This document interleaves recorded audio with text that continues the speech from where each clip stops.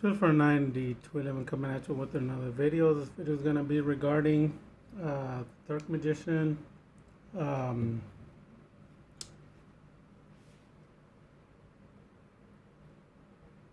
budget, hyper budget for having fun, not competitive at all, not for tournaments, not for going to your locals.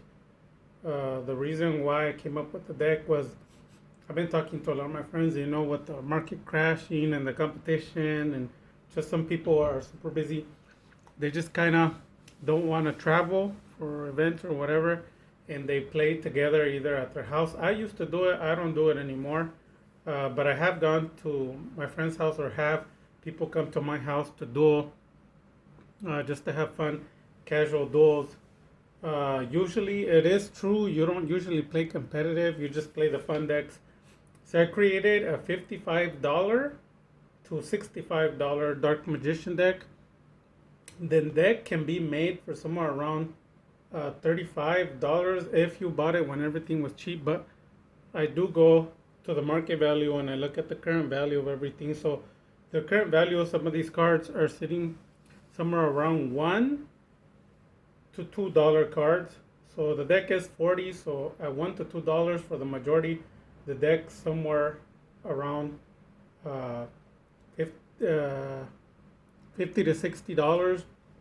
The problem is some of the cards are $3, not all, but some cards are $3, and that will push you to like the 70, 75 mark. Unless, like I said, you bought everything when it was $1 or less, then yeah. So I personally I paid $32 for this whole deck. Just cards that some of the cards I got free, some of them for $1. None of the cards that you see on my channel I just recently get. Like the majority of them, like 98%, are just cards that I get for a long time. Like when I go I pick up singles, like a playset for $1, stuff like that. So then I am able to create 3 decks. Out of maybe a total of $30, I can create 3 decks, but the decks are valued somewhere around $70 each. So that's why in my channel I teach people how to make budget decks and whatnot. But here we go. We're gonna go first over the monsters and we're gonna count them. So we're gonna be playing 2 Dark Magician commons. If you can get the cheapest, you could probably buy them 50 cents to $1 a copy. 1 Dark Magician Girl, 3 Rod. So this deck, to be honest with you, is YUGI Moto's deck. I didn't play every staple card because it weakens it, but for the majority, 90% of YUGI Moto's deck is in here. But like the 10%, I tweaked it up to make it super powerful. You know how it goes with Team DMA. So I'm pretty sure hardly anybody can build a stronger deck than this for this price. Um, yeah, because if somebody wants to compete, I actually made it for like $32, so they're not gonna beat me.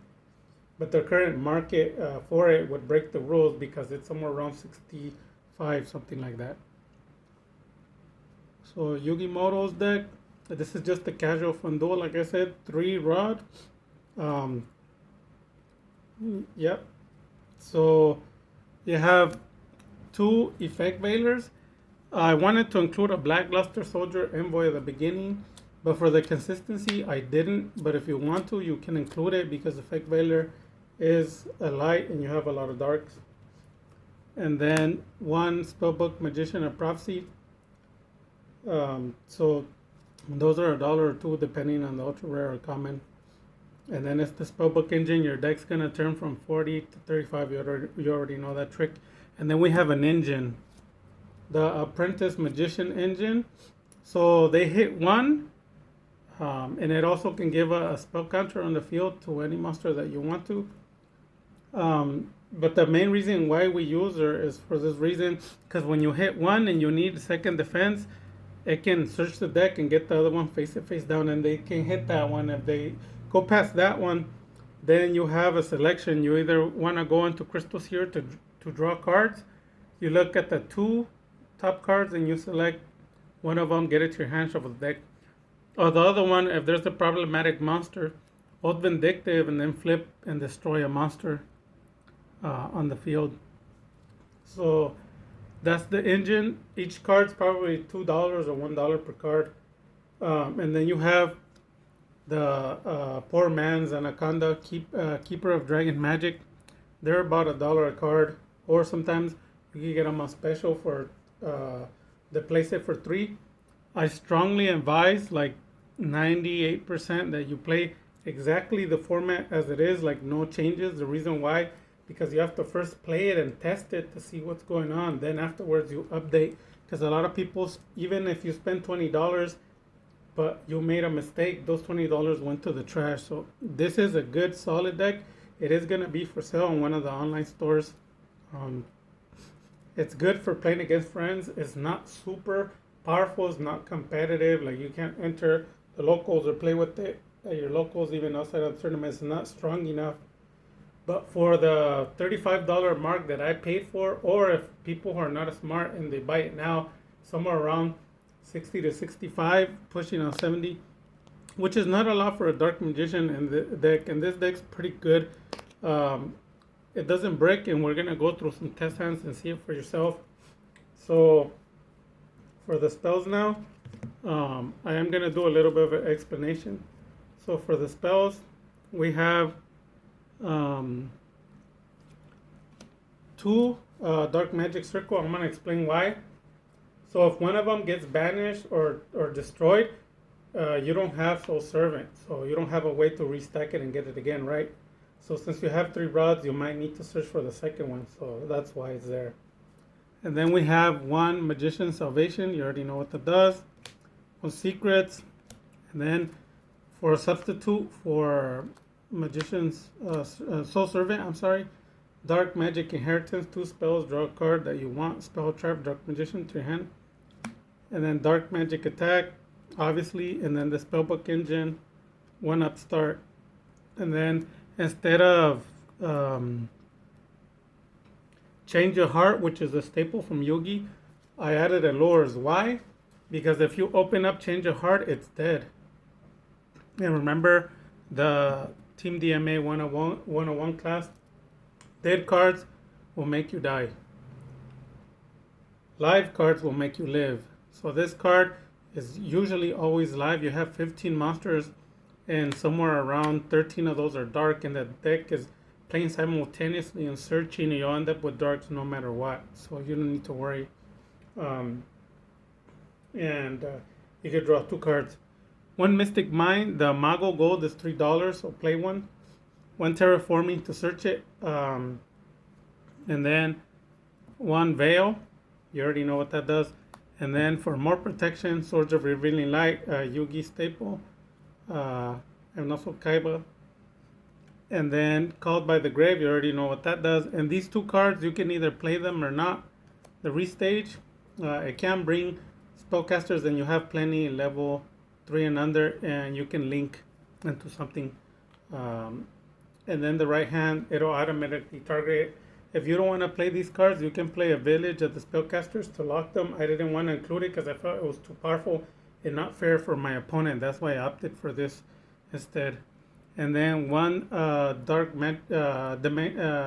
Magical Dimension, 1 Monster Reborn because it's a Yugi staple, and 1 Polymerization. So we got 1, 2, 3.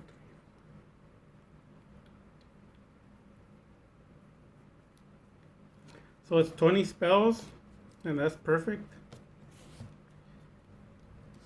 And now for the traps, 2 Eternal, 1 Summon Limit, 1 Magic Cylinder is a staple of Yugi, and then another staple, Mirror Force. So that's pretty much for the deck. Believe me, it works. It gets the job done. It's no slouch.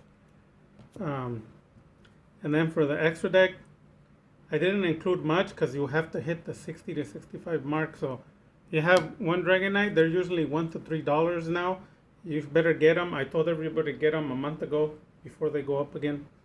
1 Nightmare Phoenix, 1 Crawley, 1 Whelp. You already know what that does. Everyone should already know what these cards do. Inmark the Chalice. So that's pretty much the whole deck. So the extra deck is 5. You can include more, like Witch, and you can add more spellcasters on purpose and play with uh,